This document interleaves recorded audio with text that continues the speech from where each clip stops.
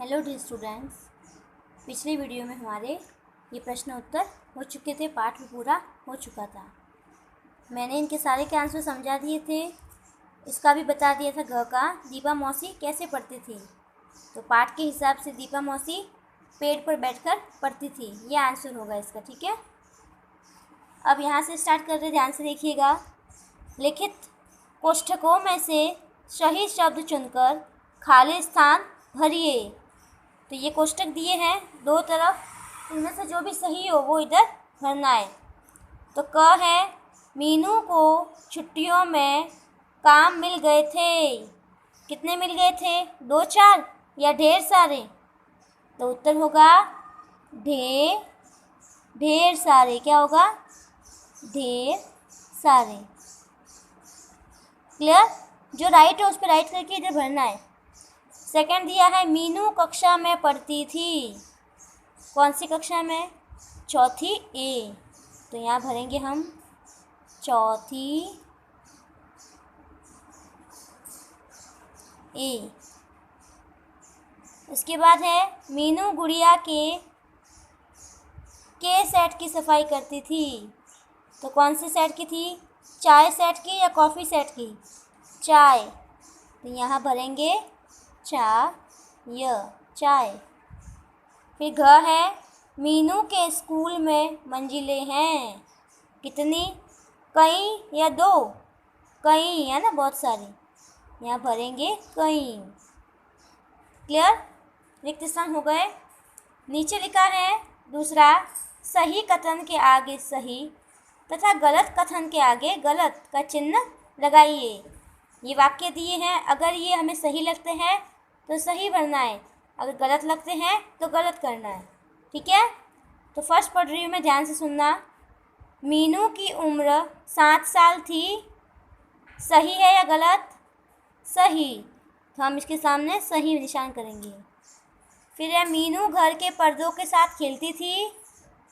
मीनू घर के पर्दों के साथ खेलती थी। आपको याद है, वरना मैं दिखा रही हूँ आपको, अगर आपके पास बुक है तो आप वहाँ पर भी ढूंढ सकती है।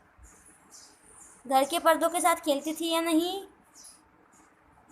वो तो साड़ियों को निकाल कर पहनती थी और उनके पर्दे बनाती थी, यानी कि वो साड़ियों के पर्दे बनाती थी।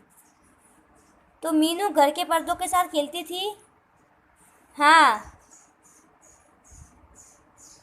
नहीं, क्योंकि वो घर के पर्दे नहीं बनाती थी, वो साड़ियों के पर्दे बनाती थी, इसलिए इसका आंसर होगा गलत। ये लाइन समझ में आई है क्या? कंफ्यूज होना नहीं है, वापस समझा। देखिए, मीनू घर के पर्दों के साथ खेलती थी। क्या खेलती थी? लाइन को ध्यान से पढ़ो। मीनू घर के पर्दों के साथ खेलती थी। तो ये तो पता है कि वो पर्दों से खेलती थी, लेकिन वो घर के पर्दों से नहीं खेलती थी, वो तो साड़ी के पर्दे बनाकर खेलती थी। ठीक है, तो ये वाक्य गलत है। उसके बाद ग है, मीनू को गुड़िया घर सजाना पसंद था। हाँ, पसंद था, तभी तो सारे दिन खेलती थी। उसके बाद है, मीनू दीपा मौसी से बातें करना चाहती थी। हाँ, तभी तो बीच बीच में उठ के आ रही थी बार बार। फिर ड है, मास्टर जी पेड़ पर चढ़कर पढ़ाते थे। नहीं, वो तो मजाक था, है ना, सच में थोड़ी था ऐसा। तो यहाँ होगा नहीं। क्लियर? खाली स्थान राइट रॉन्ग हो चुके हैं। नीचे है, निम्नलिखित प्रश्नों के उत्तर एक वाक्य या शब्द में दीजिए, यानी बहुत ही छोटे हैं।